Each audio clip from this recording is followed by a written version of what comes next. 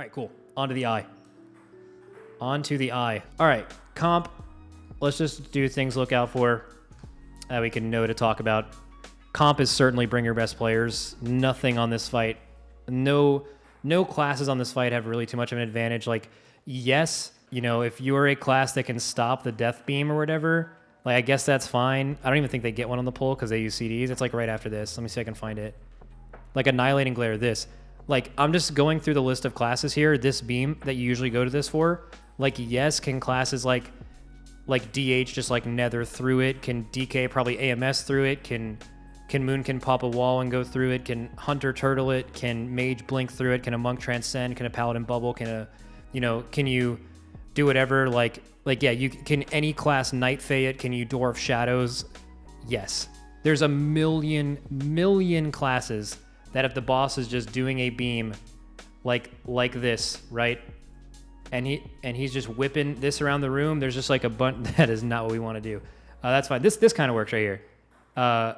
You can do a million things to not do it. You can cloak it, everything. Anything you can think of, Warlock Portal. But even if you, yes, classes can do that, but even if you can't, any class can just run to the fucking chain. Like right here. Oh no, so he ported it. Perfect example. You can run to the chain and you can like redot and cast stuff on him on the way over so you lose little damage other than the movement. And melee actually get one free melee on the crossover. You can hit him with like the drive-by. Can you hero cleap over it? Probably not. I mean, you'll probably take damage, but like maybe you could just like use the CD and live it. But like you don't really need to do this mechanic. Like so yes, are some classes able to do that, but are they like way better for this fight? No, the fight's a total fucking joke, right? So things to look out for. On non-mythic, there's not a lot. I would say the main thing is I think you get a dot for soaking the angel. Stygian Abductors. Dragon Chain strikes an enemy and all enemies for shadow damage. It tries to pull them off the platform. Okay, I think you get like more dots or something by the girl like hitting more people, but like it doesn't matter. You just never want someone to fall off with it. So there's a bunch of shit you can do with this ad. You can like Warlock Gateway away once it's dragged onto you, so it's... But like, dude, it's such an easy fight that like when this Stygian Abductor, here, I'll show you it right now. Right here. So like you guys see this little circle? You just want to soak that with as many people as possible. The more people, the longer, or like the shorter the chains will be, the less it sucks you, and the faster the boss comes down. So right now you can't hit the boss anyway because they spawned it right when they phased the boss, so they have this Abductor out. They probably swapped to it. I'm going to be real with you. This ad does nothing. They recently buffed it, but you don't even need to focus this ad. I don't even know if it helps you go through the fight. Like, unless you have like a bad tank and you want to kill it really fast, like a tank could just tank this ad forever. It doesn't matter. So just focus on the eyes if they ever come out. And if one of these sides happens to have an Abductor, I wouldn't worry about it. I would also prefer to save Lust to the end because there is like a little bit of an enrage on the boss, like a little personal enrage.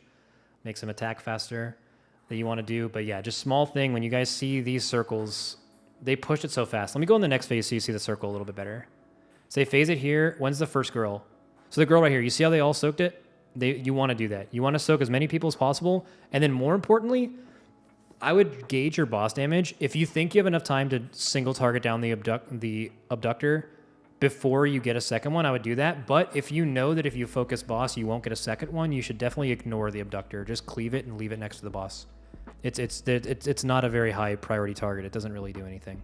And really, there's not too much else to look out for. I guess like put puddles near the edge. So like when the eyes come out, you guys are going to see that they're going to give you a debuff. There will be a weak aura for this. People didn't have weak auras for testing. That's why I assume it was so bad for them. Like they're putting puddles right here. So like instead of their positioning, just a really easy positioning to do would be, okay, they don't have any boss models for this. So we're going to use 2 smiley faces. All right. So these are the little eyeballs. They're just little smileys. They're happy. Instead of tanking them here and putting your melee puddles on the side, fuck that, right? Like, you can't hit anything else in this phase, and you're already spreading damage. Just put them here and put them here. Have your range DPS be in the middle to dot both, and just split your melee up half and half. And you're good. Put the puddles on the edge of the room. So when you get to the end of the fight, you're not looking like this. You're looking like over here, like these puddles over here. And very important that you guys grab a weak aura for the puddles. Everyone soak the angel girl. As many people as possible. What's the other thing? What are other things to look out for? Mythic, there's a bit more to this on Mythic, but you know, you guys, this will be something you guys will have a video for when it comes out. There'll be multiple ways to do this. But on heroic, it's as simple as this. Save lust for the end, and don't be afraid to use chains. It's not that much of a damn loss. If you die to the beam in front of other humans, they may think less of you. It's all about priorities. Okay, so there's that. So certainly if you guys feel pretty comfortable living this beam right here, because you can blink or do whatever, totally cool, right? Like all good. Just real quick though, dying to that's going to look real bad. So if you're a warlock and you have a bad portal setup like he doesn't, you just take the chain, man. It's all good. You lose very little downtime. It's like, okay, word wrap. No, you guys are all right. You're good. So that's it. I think that's everything for this fight. This fight's very basic. Yeah, I mean, this is like one of the easiest bosses, second bosses of all time. Yeah. All right, moving on to the 9. One of the coolest early bosses in my recent memory. I think this boss is great. In fact, I kind of wish it was a little later in the raid, so they could have made it like a little harder, because it's going to be really easy, but the fight's really cool theme, really cool mechanics, and certainly a decently challenging potential second boss. I believe you can either choose the eye or this to do second. Great fight. Just wish it was a little later. That's all. Okay, so let's kind of watch through it real quick, and I'll kind of just explain it real short before I like dive into the mechanics and how you should deal with them. So first we have just the opener. You stack them up. It's 2-target cleave. You guys know what classes are good on 2-target cleave. There's a million. Fast forward a little bit. There's an ad that spawns. You can kill this or you can just ignore it. All you need to do is kick it. So if you guys want to focus it to make kicks easier, certainly do that. If not, you can absolutely cleave it and just kick, especially on the pull. They're choosing to lust on the pull. I could see both being a thing. So I think probably the best time. So, okay, the fight makes it seem like in a P1, P2 that, oh, it's like you get these 2 bosses to 25% or 20% or whatever, and then the third boss comes out, and it's supposed to be like 2 fights. Like the first fight, you're fighting these 2 things, and the last part of the fight, you're fighting this other thing. The way it's actually tuned right now, health-wise, is they're looking at it more instead of a 50-50, as more of like the first part of the fight is very similar to like P1 Ashara, you know? It's like they basically just put these 2 mobs in just so the 9 made sense, you know? They had like the 6 mobs doing the mechanics, which you guys will see down here during the Call of the Valkyr. The other 6 are here besides the 3 bosses you see right in the boss frame. And they're like, well, you need to add 2. We only have 7, so we'll just start with 2 bosses at the beginning, and the third boss will come down later. So Skyja's the big bad bitch. You don't want to fuck with her. She's like, she does other stuff, right? But the first 2, you can lust for 2-target cleave. The fastest time to kill this will be lusting on the pull. However, you may want to lust on the main boss. On heroic, I honestly don't know if it'll matter. But yeah, so Skyja basically comes down when you get the other 2 there. They each have an alternating mechanic. This is going to be weird to look at for testing because you're watching them do this, right? Like Wings of Rage is supposed to suck you in and you have to run away from it. And if you are inside of it, it like stuns or does damage to you. It's like basically like you get it, right? Like anytime the game tries to suck you in and that's a thing, you just like, you don't want to do that, right? You don't want to be in there at all. And the other boss does something very similar, but it's the opposite. And they both do it at 100 energy if you want to track energy from your opponents. So she'll do that later. Right now, it's not sucking at all. They buffed the suck by a lot. It's not like a huge suck. It's like little tiny suck, but it's like way more than this. Like here, you can barely even tell that they're moving. It's so small. So yeah, basically just run out of that. And then the other one, hopefully they don't kill it fast enough. Here it comes. They have another ad out you just kick. Right here, it's going to like push you away, and you actually want to go inside. You want to... Wow, this is very sexual. That's fine, though. Love that. So this one's going to push you away, and you just want to make sure you're inside. Now, when these hit... is it 15% on heroic? Skyja's going to come down like right now. Here she comes. So she's the new big bad bitch. This is also a potential lust point. It depends on where you are in the fight. So right now, they're at 1.5 minutes. You do not want to lust at 1.5 minutes. Lusting at 1.5 minutes makes if you guys are unaware of this as raid leaders, if you guys like tank or heal or do something where you don't really care where you lust, every single one of your DPS players, besides maybe your Shadow Priest, real fucking mad when even your Shadow Priest because of PI. They're all mad when you lust at 1.5 minutes. Never do that, okay? If this is how fast this happens to go on live, do never, ever lust at 1.5 minutes. Everyone hates that. Always wait for the 2 or 3 minute marker. And if you're doing it at the 3 minute marker, make sure you let your 2 minutes know to wait for that. The reason why this seems like a good lust is because you want to kill the other 2 quickly so you don't have too many mechanics happening at one time. I believe their energy resets though. So if you look at Skyja, she's about to come down. She's about to hit 100 energy and she's pushing at 98. So 98 energy happens and then she immediately jumps down and she goes back down to 50. So why it does this is so you don't get like her 100 energy thing with like someone else's shit. They don't want it to happen at the same time. So like right now, they're going to kill everything before Skyja does her 100 energy mechanic. Okay. Meta, yeah. Unfortunate Demon Hunters, you have meta, but yeah, like no one's ever planning lust around a 4 minute cooldown. Although it is in increments of 2 minutes, so you might get lucky, who knows. So you basically just kill the other 2 and then you fight the main boss. The first 2 bosses at the beginning is not that huge of a deal. So now you're going to see this glacial fragments thing. There's multiple ways to deal with glacial fragments. We'll kind of go into the individual stuff at the end of the video. Just know that these 3, like those 3 debuffs you just saw here, you want to get those all onto one person, and then it'll drop a pool on the ground. And you definitely want to put that around the edge. Pretty simple. There's multiple ways to deal with this to make it easier.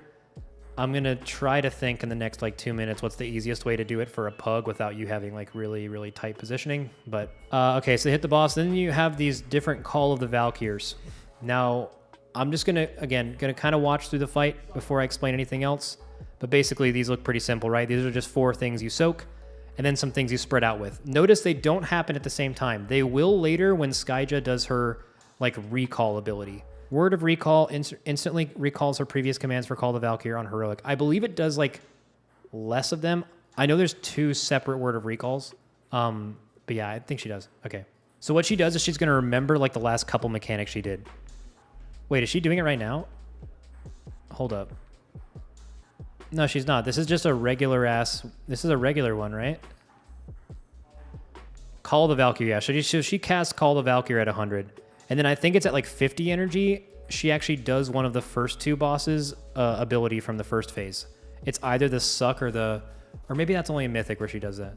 I haven't seen her do it yet in this poll. But yeah, so Call the Valkyrie will do 3 of the 9's mechanics.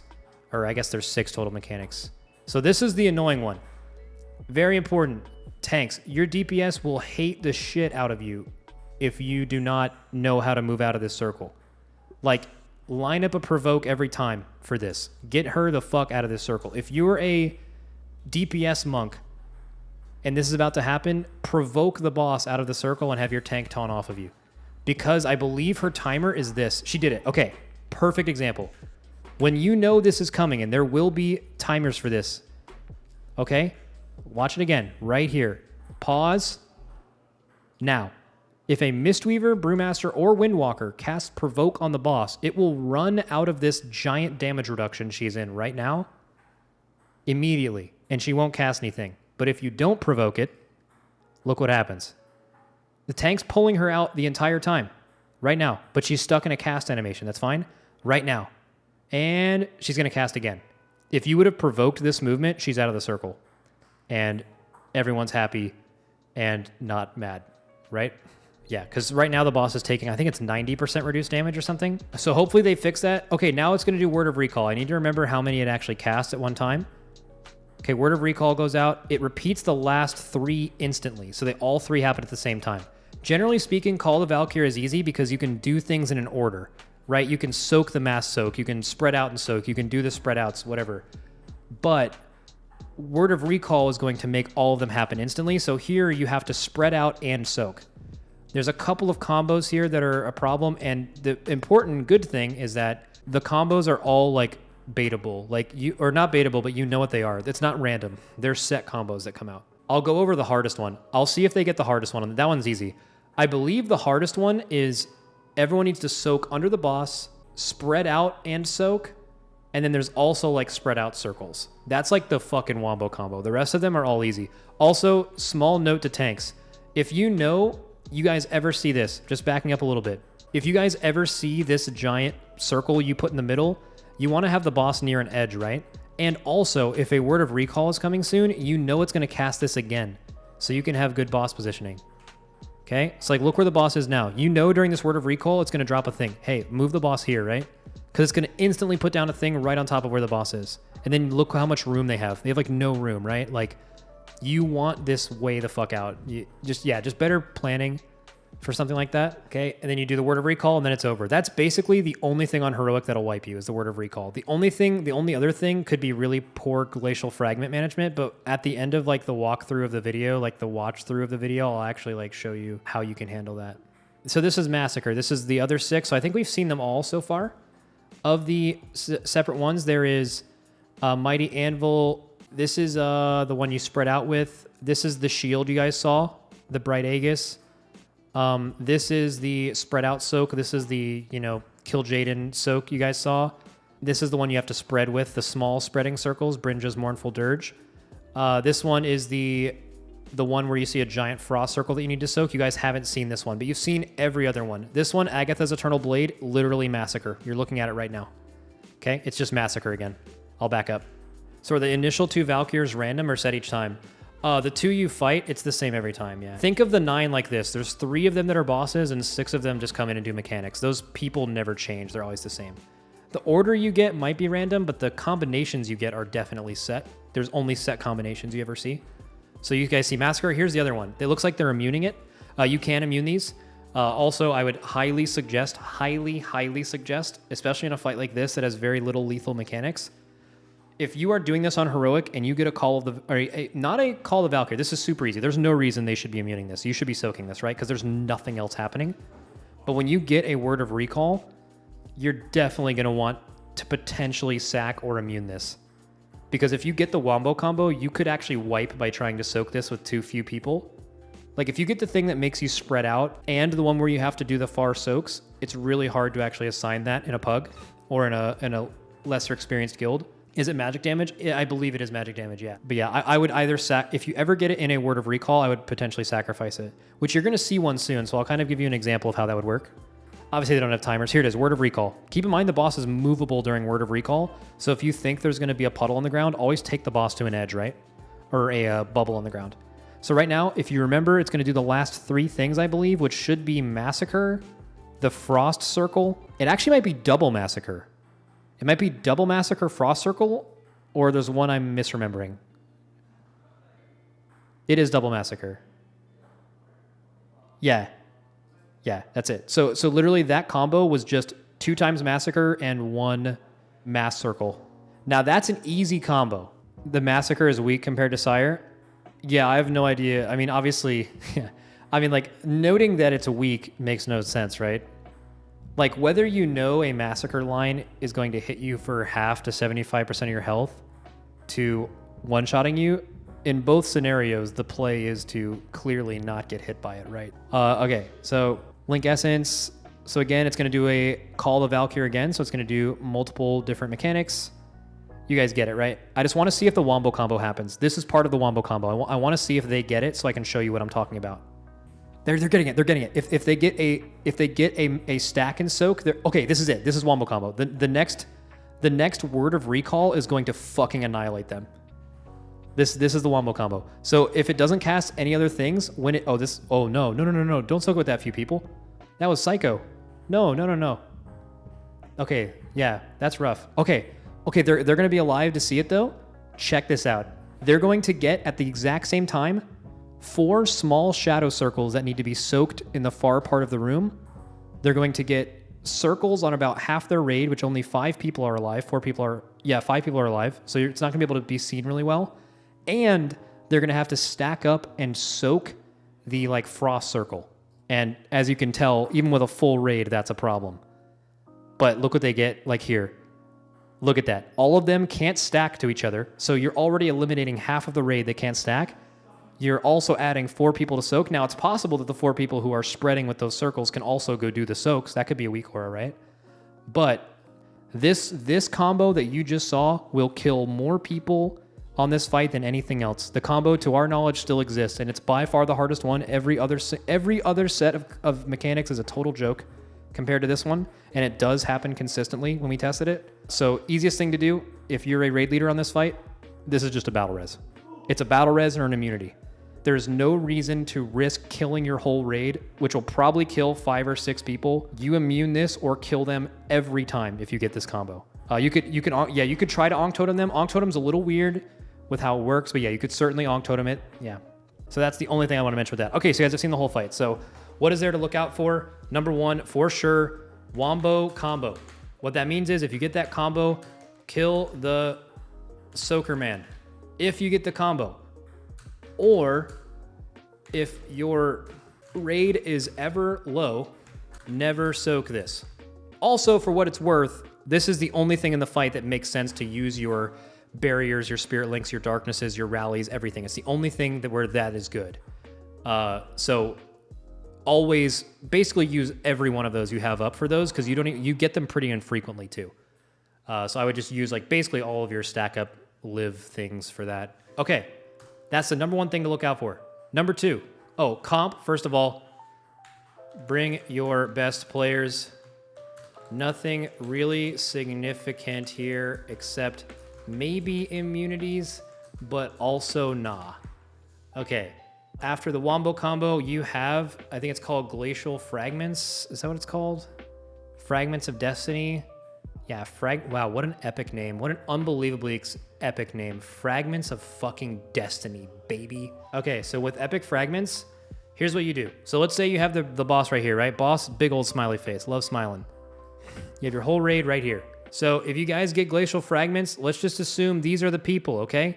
So Jonathan the Warrior, Elliot the Hunter, and Donald the Mage all get fragments. On Heroic, I believe it only goes on 3 people at a time. I can kind of fast forward to check. 3. Okay, so how this works is these dots will stay on you forever. If you die, I believe they bounce. So there's no real way to like sack them or get rid of them, and there's no real reason to. Very simple. Just have a marker down on the ground. Square. Raid leader, you can place down a marker throughout the pool. It doesn't have to, again, there's way more complicated ways to deal with this that are potentially a lot better too, but just as a basic thing that you can apply to your group right away. Glacial Fragments, have young Hunterman go over here, have them all go over here. Dispel them one at a time. You do not need to panic dispel them, okay? Because what happens is sometimes what people were doing is if you just spam dispel all 3 of them or like mass or something, it's going to go on, unless you have really good positioning, which is unlikely in the first time you see this boss, it's going to go like 2 on one person and 1 on the next one. The rule of thumb is this. If you are ever dispelled and you don't have a stack anymore, go back to the group. So let's just say this guy right here. Let's do 1, 1, and 1. So right now, little guy has 1 stack, little guy has 1 stack, little guy has 1 stack. Let's say you dispel the mage, okay? So the mage now has 0 stacks. It's gone, okay? Mage has 0 stacks. He goes back to the group. Now, either one of these people are going to have 2 stacks. It doesn't matter who it is. It doesn't matter who has it. Let's say it's the warrior or the hunter gets 2, okay? Now, very simple. You can dispel either one of them, and this is over. You can dispel the hunter, you can dispel the warrior. Let's just say, in this case, you dispel the warrior. Or the hunter, because he's way more likely of dying. Class sucks, right? So you dispel the hunter. Hunter no longer has 2 stacks. Warrior has 3. The hunter doesn't need to leave. The warrior doesn't need to leave. It'll happen at once. The warrior will get 3, and then the debuff goes away. Both of them can leave, and a small puddle will show up on the floor. That is how that's done every time with no variance. That's what you do every time. And then by the end of the fight, you know, there's just going to be some puddles on the side of the room, right? Like, they're just going to be fucking puddles. But as long as they're on the side, that's fine. You always want to dispel it on the edge of the room. And that's it. That's how you do the mechanic.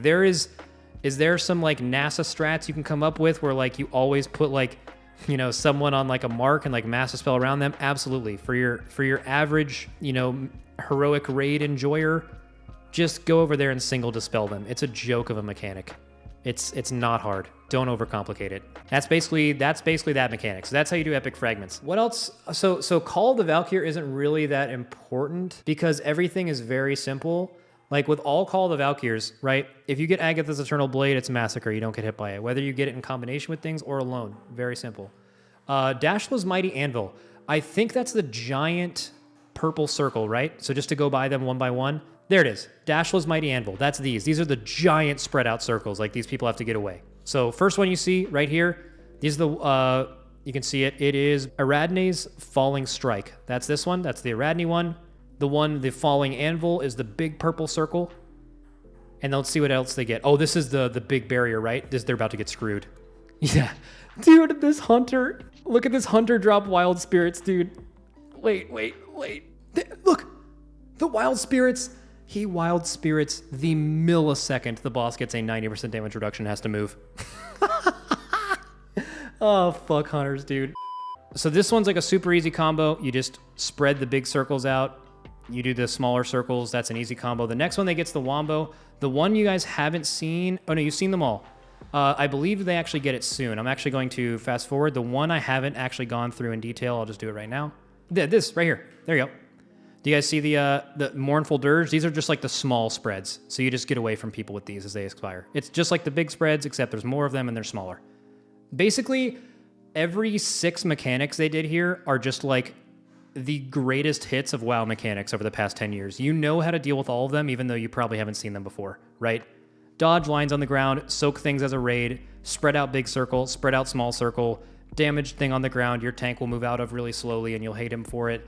And you get the point, right? Like, you guys have all done this shit, so. I don't think there's anything else on this fight other than best lust timing might be... So first of all, it's not going to be on the pull. Lusting on the pull for progression is bad on this fight. It's certainly fine for farm, just it's not going to be the best thing to kill the fight. I would lust when your 2 minutes come back up on Skyja after you get a shield. So you know one of the first combos on Heroic, unless they change the timing, is going to be... Like, right here's 3 minutes, right? So look at their timer. So at the 2 minute mark, you could lust right here. And if they didn't lust on pull, their 2 minutes probably would have been like right here, right? Like probably like right now after the other ads die. So yeah, you either want to lust right away because you're not going to get a full 40 seconds because she's going to cast the damage reduction shield right now. You do not want your lust rolling when this comes out. And you know that she's going to call she's going to remembrance or word of recall or whatever right after it happens immediately. So you don't want lust. Look at the boss room right now. Look at 2:30 to 3 minutes. 2:30 to 3 minutes. This fight is a fucking disaster, right? You get any damage cooldowns happening at this time, total, do not do that, right? Even right after it, 240, 245, another bubble. It's not until 3 minutes flat till the boss is going to not have a damage reduction for multiple minutes because it cycles through them, right? So you want to lust and hold 2 minutes for the 3 minute marker and get a big boss lust right here, or you're going to want to do it really early before the thing happens. Again, or you can lust on pull. Like I said, lusting on pull is the move for boss speed, but it's not going to actually help you kill the fight at all because the first part's very easy. All right, very cool. Unless there's one thing, unless this is true, watch the boss's energy. I'm not sure if this will be true on live. You'd have to watch us do it or wait until we do it. But do you see how the boss is about to be 100? In the first phase, I don't know if she does Call of the Valkyrie in the first phase or if they just beat it. In our testing, I don't really remember. But she's about to hit 100, but then we push. So she goes to 0. So if lusting on the pull beats a Call of the Valkyrie, that could be a good or bad thing. It could be really good, meaning you get better timings later, or it could be bad that you push everything up and you get a wombo combo that you wouldn't have gotten otherwise. So I don't really know. It's the second boss, right? But just be aware of that. Lusting on the pull might be better for that reason, but unlikely.